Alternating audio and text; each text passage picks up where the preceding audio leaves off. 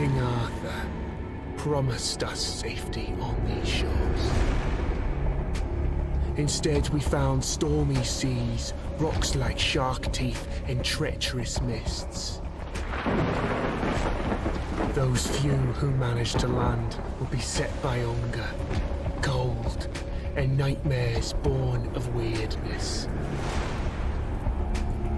My people settled around a gnarled old statue. Though we did not understand its origin or purpose, the enemy seemed to avoid it. That was good enough. For a time.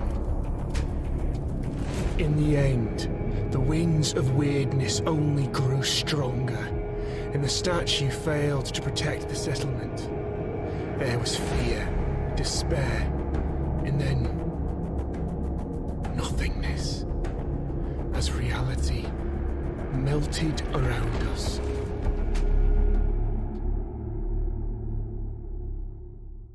You awake to nothingness. All you can sense is darkness. A dense mass of emptiness so total that even your thoughts disintegrate.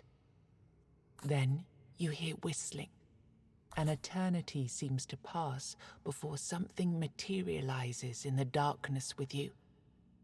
Something angry. Damn it, you weren't supposed to land here. Damn it all to hell. The creature pauses for a moment, clearly weighing up some options. He taps a finger against one of his horns. Now, listen, there's a lot to do and no time to waste. What can we try? Perfect. You can speak, and yes, these are really great questions. No easy answers, though. Sorry to disappoint. Now, listen closely. Are you ready? Brace yourself, because what I'm going to tell you is rather important. You're gone. Your village is gone. Everything you've ever known is gone. Yes, everything and everyone, including your very own self, as I mentioned already. However, the creature taps two hooves together, marking a dramatic pause. There is a small chance, an infinitesimally tiny chance, really, to bring it all back. You were saved from death in order to keep your reality from falling apart. But first, we must ensure that you're in good enough condition to actually do anything. Which brings us to the problematic part, your body. You squint down at your feet and hands in the darkness. They seem perfectly fine. Oh no. Oh, goodness me, no. That's just an illusion. I had to get you here somehow, didn't I? Otherwise you'd start talking about the afterlife and whatnot. And this, my friend, is not an afterlife. This is a total mess. But let's see what we can do. Here, this little trick should get us started at least.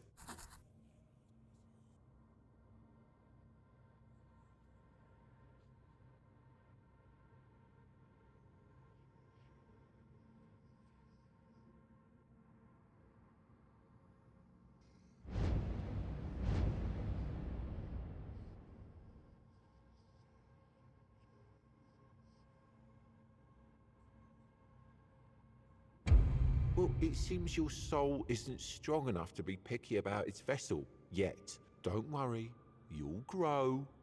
Now, we need to see whether my little trick actually worked.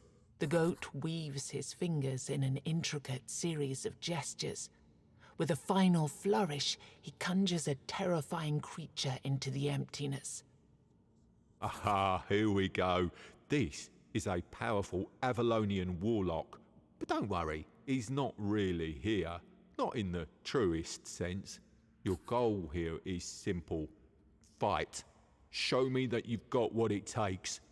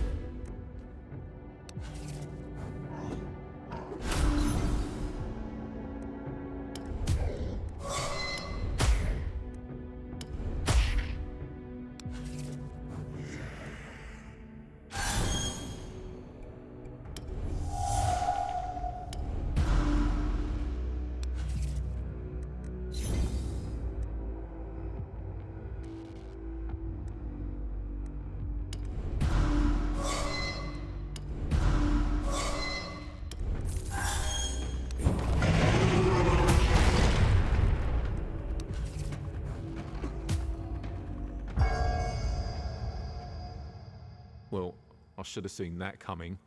It was optimistic of me to expect you to beat it on your first try. But don't worry. Like I said, you'll grow. I'm going to send you to a very special place now. It's a mirror of your reality, located in an endless loop between life and death. You won't die there, but nothing's really alive there either. You'll wake up in a place resembling your own village.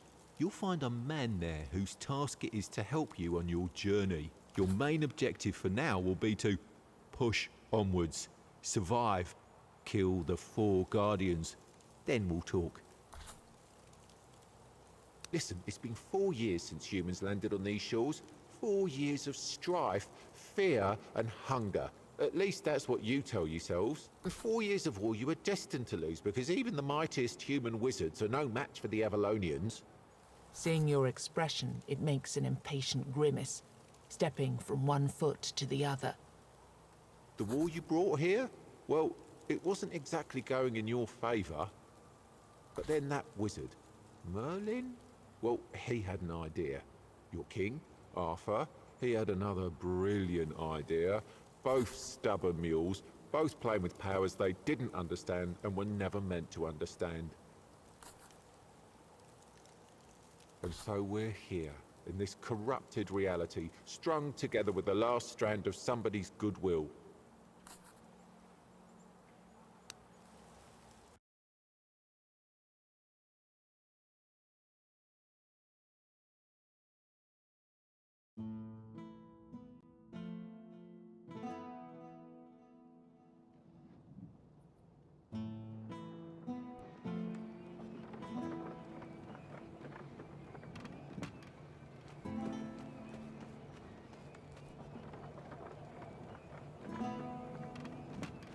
Right now, this building is an abandoned ruin. However,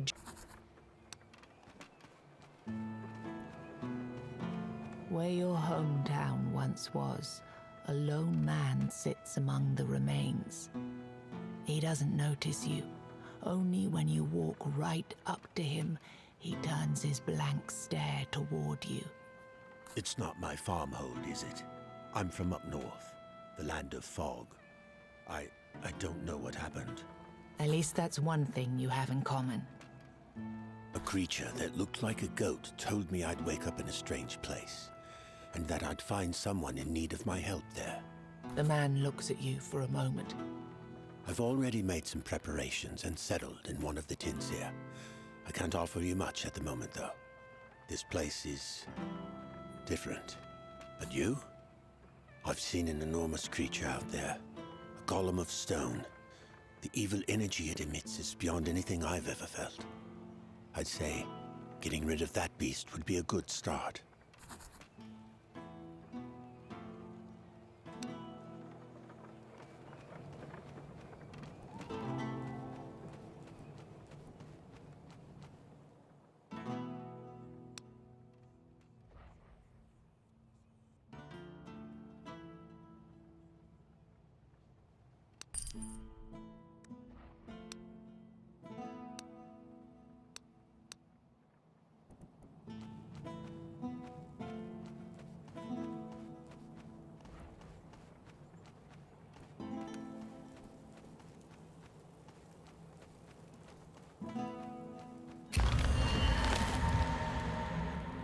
Good.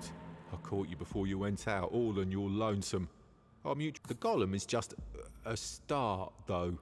Even if you do manage to kill it, the further you go, the more dangerous the road will become. And since we're talking roads, you're walking within the weirdness now, and it's dangerous. Take these candles, light them up, and try not to let this damned fog close around you. Got it? Oh, and before you face the golem, look around the area. There's a blacksmith nearby who might be willing to join your village. Finding people like him will be crucial for your survival. Each one will be helpful in a different way. And with that, I'm out. Good luck.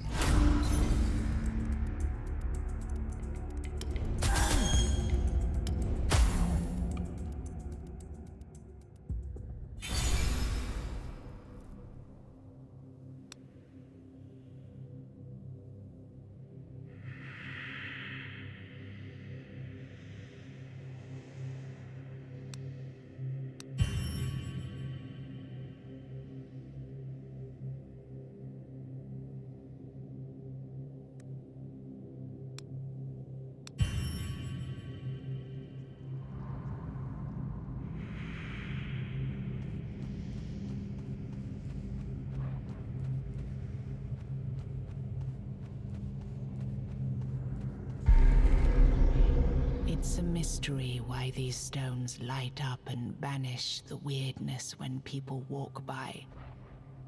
Many believe Merlin himself invented the runes carved into them, as the flickering light of the weird candle combines with the milestone's faint radiance.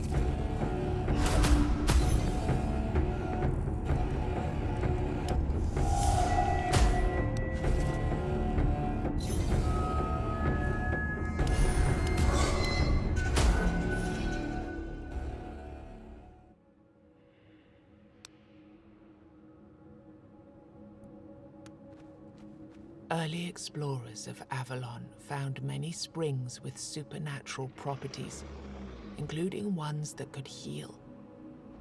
Not many of these miraculous creatures. You immediately feel refreshed. However, you feel a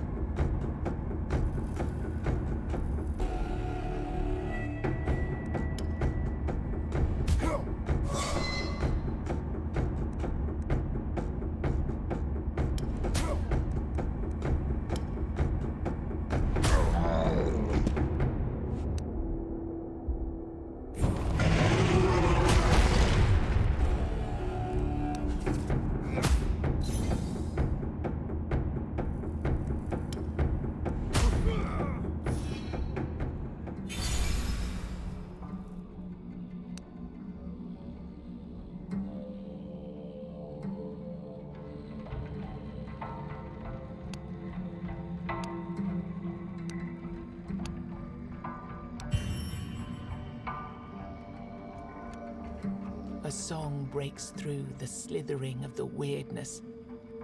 I have no hope, no home, no gold. Mine is but misty morn and cold. Not long afterwards, you come upon a man wearing a blacksmith's apron. Oi, traveller. Want to buy a good anvil? 'Tis all I have, I'm afraid. Me home, you see, went poof. 1 minute there, next minute gone. I found myself here, with this lump of iron for company. I swear to gods it started talking to me not long ago. Oh, no. I left that life behind quite a while ago. All I'm interested in these days are runestones. Yes, containers for the magic of giants. Even though you'll usually find them broken, they're extremely powerful. You can use them to enhance your weapons or armor. They will influence your abilities in different ways. Also, when you find 3 of the same kind and rarity, you'll be able to fuse them together. This will make them even more powerful. Here, let me give you some. You can try it later. I'd say that since you know what you're looking for, you should be able to find more of them out there. By the way, you want me in your village? Well, you must first prove you can take care of yourself. Kill 10 bears and... just fooling, for pity's sake. What would I need 10 bears for? Show me the way.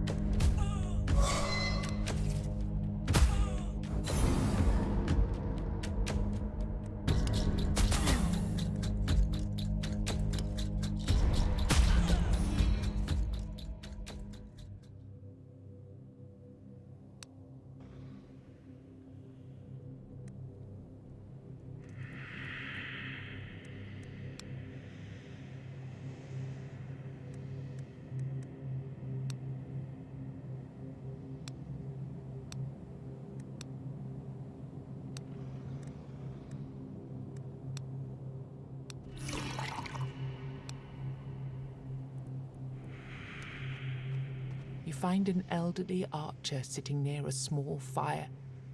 He tends the flames with care and tenderness. Oh, a visitor. I haven't seen a friendly human face for a long time. It's getting lonely out here. With a gesture, he invites you to sit with him. Beautiful, isn't it?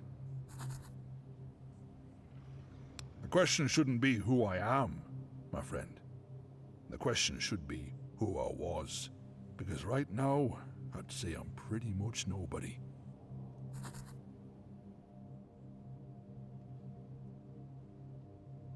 Not much. I tend to the fire and watch over this place. Since I failed to fulfill my task, I need to sit here and watch the fire. I don't want to, but I have to. I'm certain something terrible will happen if I stop. Well, that's definitely a story for another time, but I do appreciate you asking.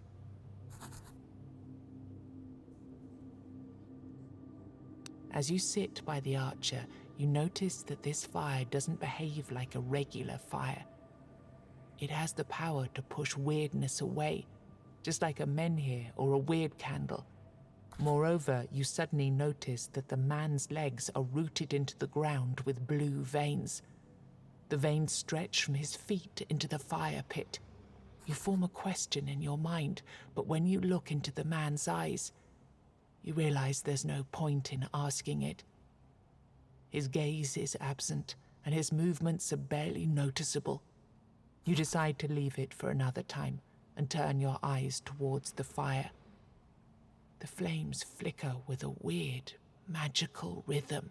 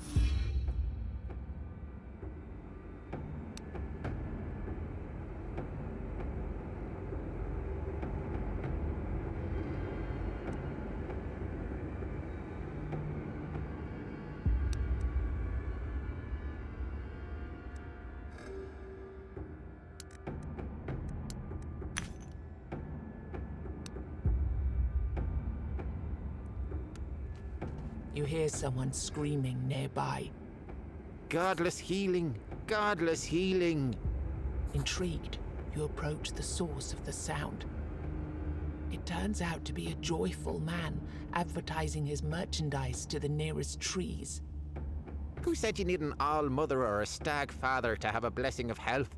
Let's not dwell on them anymore. It's all about potions and elixirs and other trinkets infused with proper... His monologue goes on. You can see tiny horns growing from his skull. His mind clearly isn't quite right either. Maybe disrespecting the gods wasn't such a great idea after all.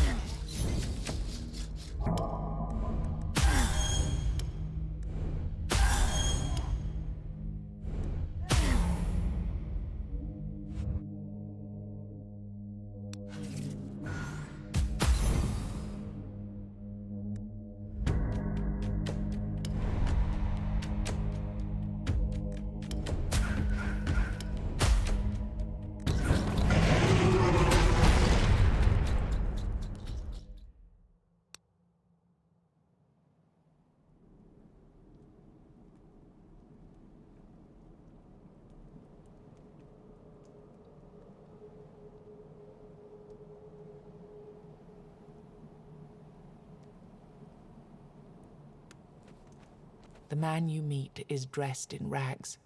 Fragments of manacles and chains dangle from his wrists. He doesn't greet you as you approach. He does not speak, nor does he beg for his life. He just looks at you with a blank stare. Suddenly, he grabs a sword, but you feel no threat in his movements. He makes a gesture, inviting you to train with him.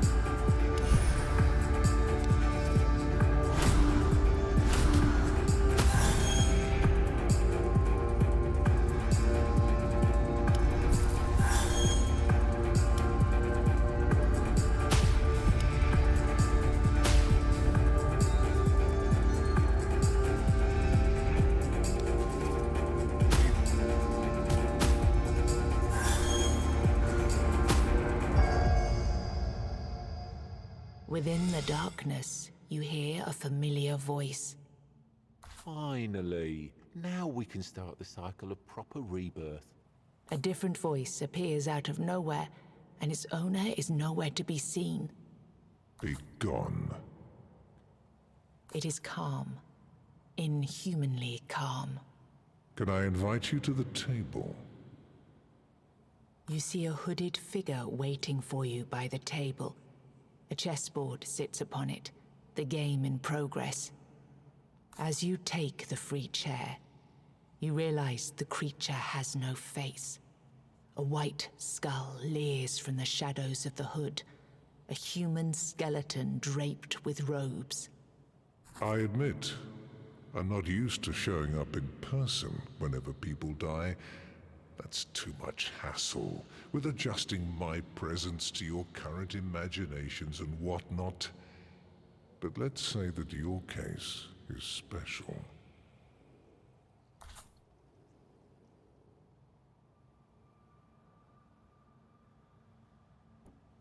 Yes. And yes to that other question, too. You're technically dead, but there are certain things that prevent you from, let's say, being properly gone. Recent events had consequences going beyond the intentions that sparked them. And now we're stuck in this unfortunate predicament because time, as you know it, is irreversibly corrupted. The past and the future are happening at the same time. All that you see is an echo of things that already happened or eventually will, presented without inherent sense, without purpose, without any logic. You see 4 figures on the board changing shapes into forms of beasts, and a moment later, they dissolve into dust. You must slay the Guardians and keep slaying them until you reach the source conjuring them out of the weirdness. Their deaths will make you stronger. This will lead you to your destination.